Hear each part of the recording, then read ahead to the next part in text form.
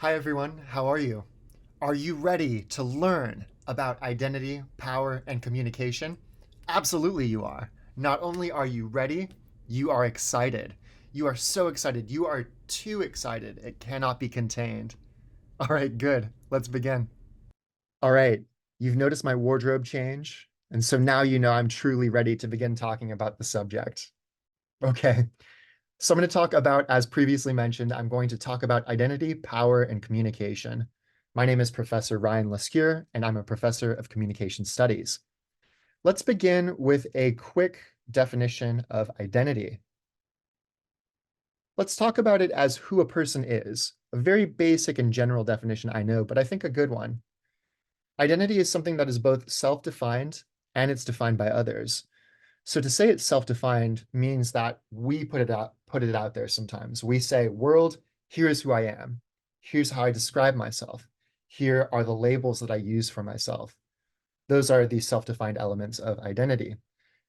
It's also defined by others. So sometimes we put our labels or our self-description out there and other people relate to it, right? They weigh in on it. They might say, yeah, we agree with you. We describe you like that too. We label you similarly. But that's not always how it happens, right? Sometimes people will disagree with our self-defined identity. So we might say, world, here's who I am. And other people might be like, I don't know about that. Are you sure? We disagree. And that can be a frustrating experience. That can be invalidating. It can be quite nice and validating when other people have the same definitions for us as we do, right? But then when that's not the case, it can be frustrating. Now, that's not always frustrating because sometimes we might, for example, define ourselves negatively or label ourselves negatively, and maybe others perceive us and label us a bit more positively. And maybe their position is actually more objectively accurate, right? And that can positively inform our sense of self. So it's not always a negative thing when other people don't define us in the way we define ourselves, but I think it often can be. Now, regardless of whether this is positive or negative, it's true, right? That identity is not just who we say we are or how we describe ourselves, but it's also how other people do that. It's both of those things at the same time.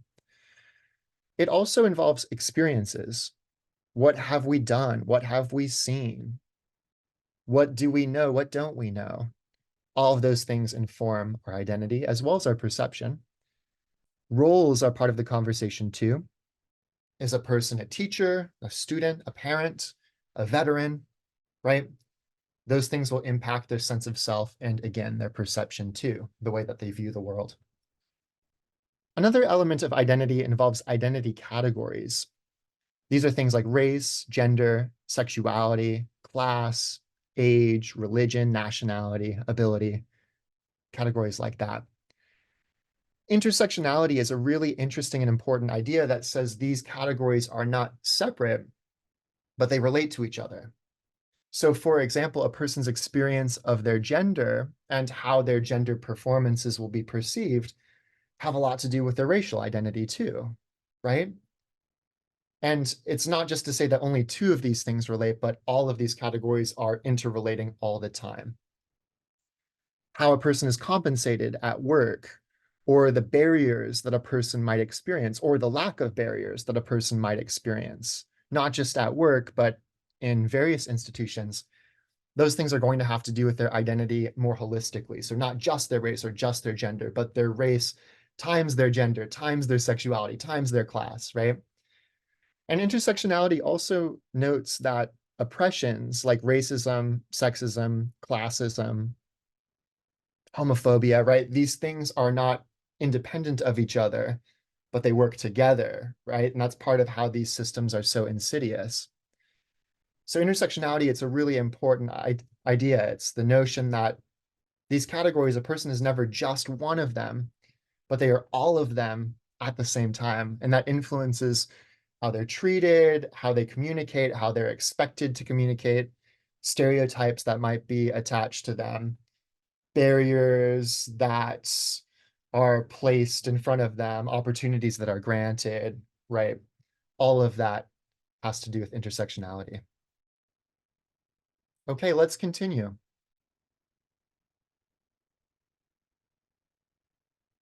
Another element of identity is that identities are political.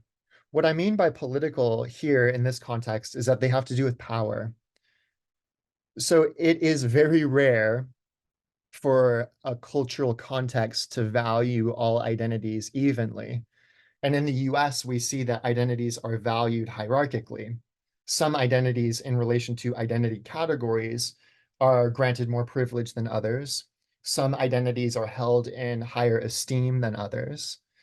And some identities are seen as normal or as default, where other identities are seen as other, different, unusual, different from the norm. So I want to talk about two concepts here, marked and unmarked identities. You might be curious about my use of language here, and I'll explain that more in a moment, but let me offer the characteristics of both, and then I'll give some examples. So marked identities are identities within a cultural context that are considered other. These identities might also be called marginalized or marginal, and individuals who identify with these identities are likely to be marginalized themselves. Marked identities are highly visible, which is interesting, and again, not considered to be the normal, the norm or the default. The idea of normal is a very problematic idea, right? The idea of normal is itself constructed by unmarked groups, by members of unmarked groups. And part of constructing something as normal and something else as outside of that, that's how we reproduce power. Okay, so we talked about marked identities. Unmarked identities, in contrast, are privileged. They tend to be less visible, which is interesting and kind of maybe outside of what one might expect. And they tend to be considered default or normal. So one way to see this, a really classic example, is in the United States, the Professional Men's Basketball League, we call it the NBA, and the Professional Women's Basketball League, we call it the WNBA, right? So the men's professional league, it's not the MNBA, it's just the NBA. So the NBA is unmarked, and that's why it's called unmarked and marked, is that when we construct something as different, and in the US, different is often also constructed as less than, right? When we don't mark something with language, it means we see it as the default or as the normal, the idealized version of the concept. So the WNBA, we mark that with the W. We don't call the MNBA, we don't call it that, we just call it the NBA. So it's unmarked with language. That demonstrates that we view the NBA to be the default one, the normal one, and the WNBA is the different one, and then the one that's perceived as lesser than, right? Something similar happened at my high school. My high school, the mascot, we were the Wolves, and the team for the boys, the sports teams, they were just called the Wolves. But the girls' sports teams at my high school were called the Lady Wolves. And so here, if you're just the Wolves, you're unmarked. Lady Wolves, you're marked with that word lady, right?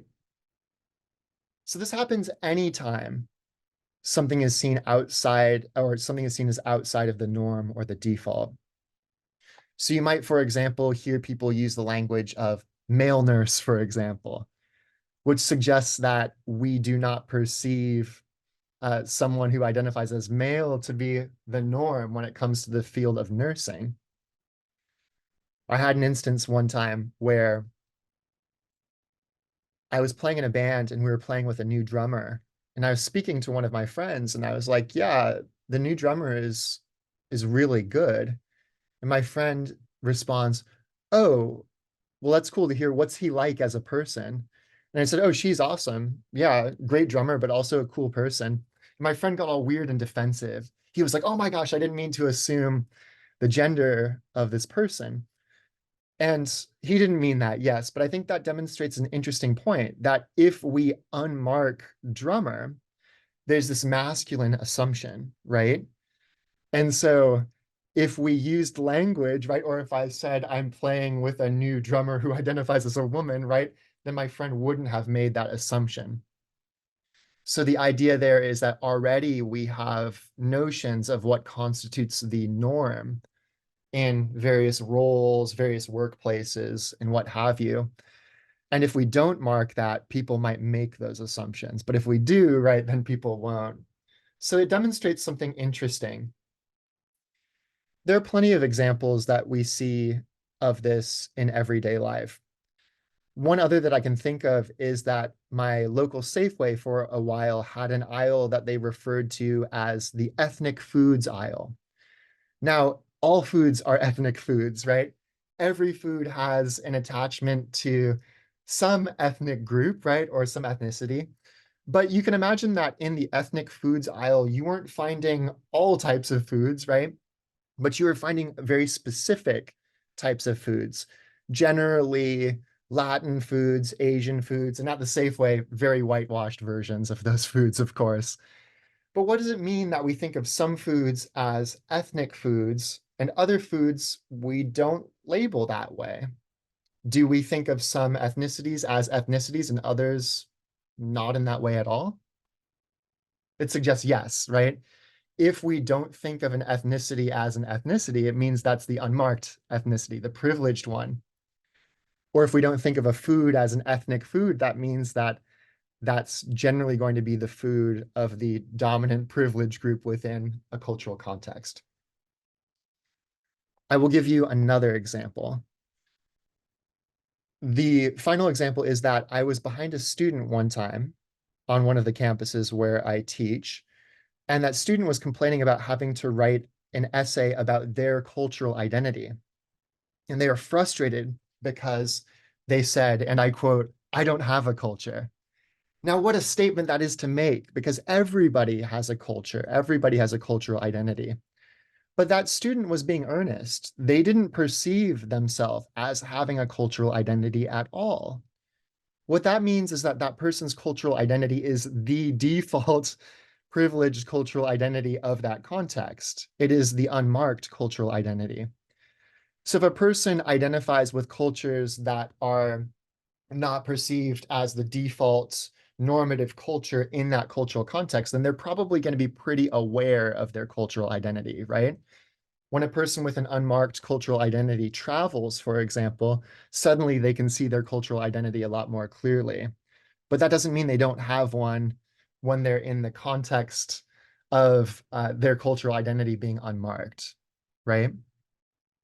So this is really interesting because it demonstrates how we view and construct power, how we view and construct what is normal, what is seen as default, what is seen as other, what is seen as different, and then how we make sense of people and identities in relation to that.